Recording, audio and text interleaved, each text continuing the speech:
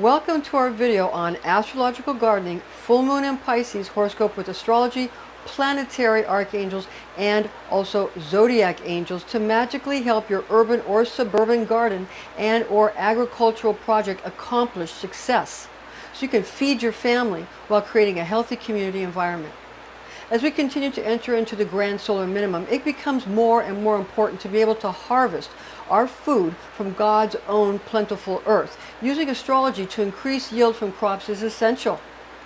Full moon in Pisces, the fish, is an occurrence that affords a completion of personal or group milestones in spiritual attainment.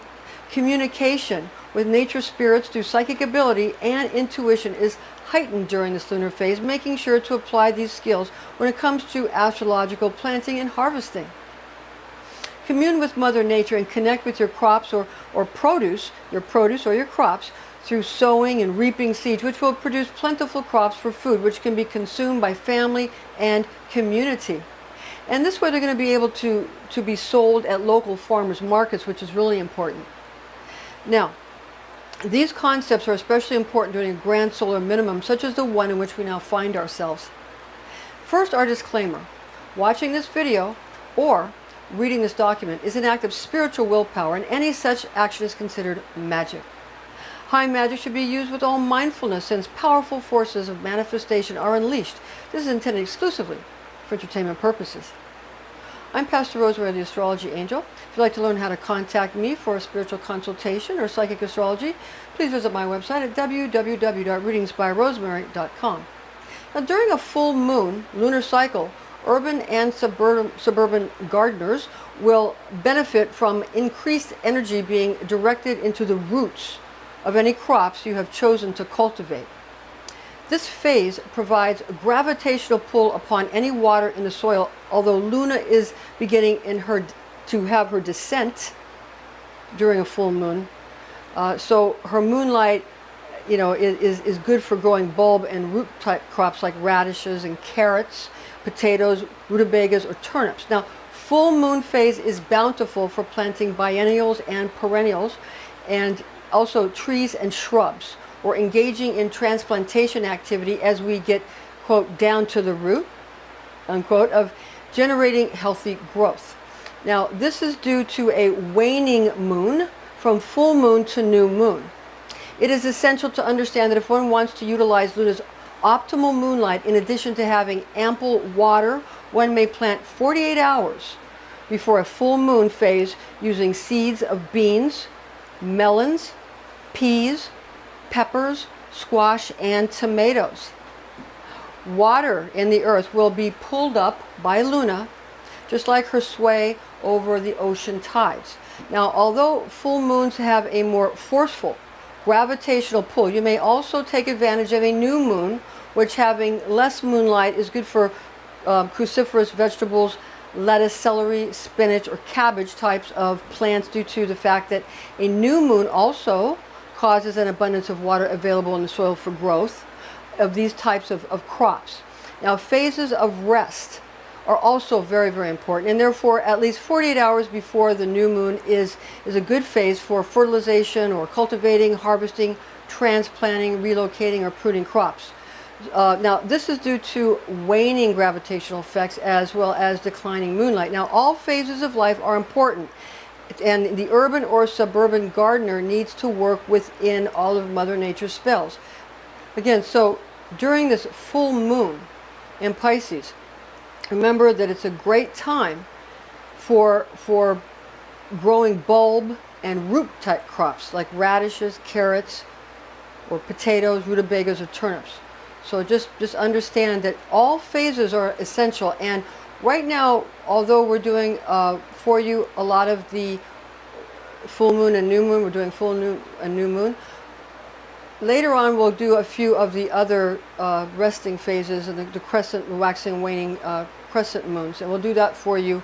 At least we'll do at least 2 of them, so you can, know what you're supposed to do on those, because some of them, are resting phases. But we'll make some videos that are pertinent to that later on when we're done with this current project of doing a new and full moon for the agricultural and the astrological gardening for food and that kind of thing. Now, full moon in Pisces focal point is best for planting beets. So the full moon is good for the roots too and the rutabagas, but the full moon in Pisces is also best for planting beets and rutabagas, or carrots, turnips, sweet potatoes, things like yams, certain kinds of yams, turmeric, ginseng, taro, onions, garlic, water chestnuts, potatoes, onions, radishes, horseradish, wasabi, and daikon. Yeah, so these are root crops which are good for planting during a full moon in Pisces, the fish.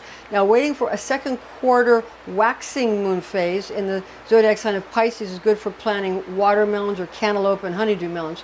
Also, you'll have to wait for a new moon in Pisces to plant grain crops like wheat, rice, corn, legumes, cereal, oats, or soybeans. Now, you will also have to wait for a new moon to transplant these types of produce. Now, a fourth quarter waning moon phase in Pisces will be good to spread fertilizer or begin a compost area. You can also scatter wood chips or other mulch at that time, as well as a great time to water your crops, since Pisces is a mutable water zodiac sign. Fourth quarter waning moon phases are also good for pest control. So again, we're going to get into some of these more resting phases later, but want to give you a little bit of that so you can kind of tell what the difference is between these phases of the moon, why you can't just do anything at any time and expect to get any kind of a good result. You have to know what phase it is, you have to know what sign it is, and of course the moon magic, you know, the moon is a magic being, and the moon is so important when it comes to trying to get your either your gardens with flowers, or which we're focusing again more on crops and produce that are good for agriculture, like, you know, for a little agricultural garden so you can feed your family or your community. Okay, remember, Pisces is mutable water. Now we're going to take a moment just to look at a few simple astrology charts I've done that are very, very simple, just for the purpose of showing the moon in Pisces, and again, it's a full moon in Pisces. So although in astrology a crescent is used to signify the planet of the moon, it's called an ancient planet, that like the sun is. So the reason we don't use a circle for the moon, for a new moon or a full moon, you know, is because symbolizes the sun. A circle symbolizes the sun. So we use a crescent to symbolize the moon. We have the moon here in Pisces. So we're going to just sort of zoom in on these a little bit and rearrange this a little bit here so you can kind of see what we've provided for you here. We're going to close in on this a little bit. And what we've got here is we've got here, these are the signs of the zodiac, and what you have is you have the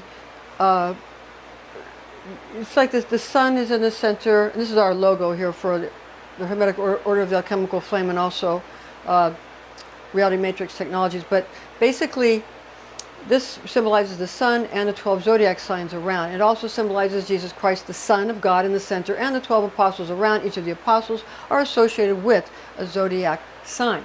Okay, so these are also the colors of the Rosicrucian teachings, the Rosicrucian Kabbalism, Christian Kabbalah, which teaches that these are the colors associated with these zodiac signs. We have Aries, the color red, representing the natural first house, and then we come around to Pisces, representing the natural 12th house, and being crimson, first house self and appearances, 12th house spirituality. It's associations, but not all charts are like that. There's wheels within wheels, and these turn, like they turn, and you get, sometimes you don't have a natural chart, and Aries, you know, they won't be in the natural house. But that's just, that's not, you know, what we're talking about right here at this time. But just for your information on that.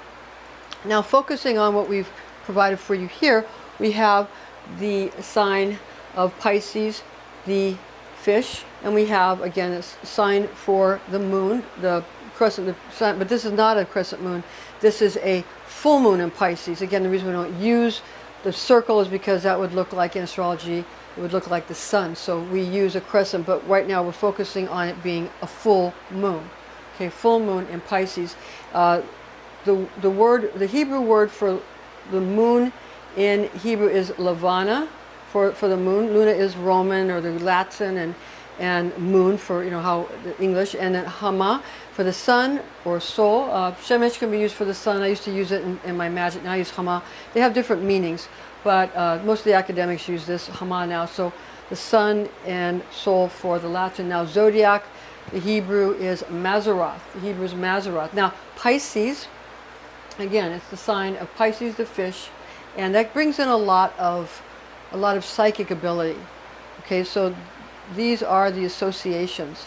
And so now we're going to zoom back out. Now the planetary archangel Gabriel rules over Luna, although on a full moon, expressing projection and expansion of lunar energy frequencies, which can be used for healing, because again it's the full moon. Planetary archangel Gabriel again is for the moon. Now Pisces is ruled by the planets Jupiter and Neptune, and therefore influences of planetary archangel Sachiel of Jupiter and planetary archangel Asariel of Neptune hold sway during a full moon in Pisces. Since Jupiter is so important for Pisces planting magic, we invoke a Jupiterian zodiac facet known as the attribute of God the Father, found in Isaiah 63:16 in the Dewey Rheims Bible. For thou art our Father, and Abraham hath not known us, and Israel hath been ignorant of us. O thou, O Lord, art our Father, our Redeemer, from everlasting is thy name.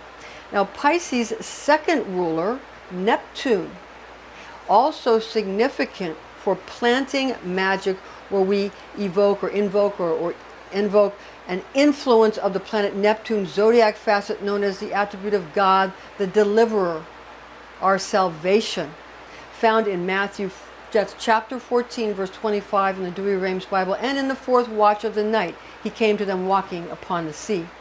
Now, zodiac angel Amnitziel rules over Pisces, the fish astrology sign. That's Amnitziel for Pisces, the zodiac angel. Speaking of the full moon, we turn to Numbers 10:10. Dewey Rheims Bible, if at any time you shall have a banquet, and on your festival days, and on the first days of your months, you shall sound the trumpets over the holocausts and the sacrifices of peace offerings, that they may be to you for a remembrance of your God. I am the Lord, your God. Information found in this document is based on the oral tradition known as Kabbalah, taught to me by Rosicrucian clergy when I was but a young girl, the facts of which I've committed to memory. Thank you for joining us, and please join us again.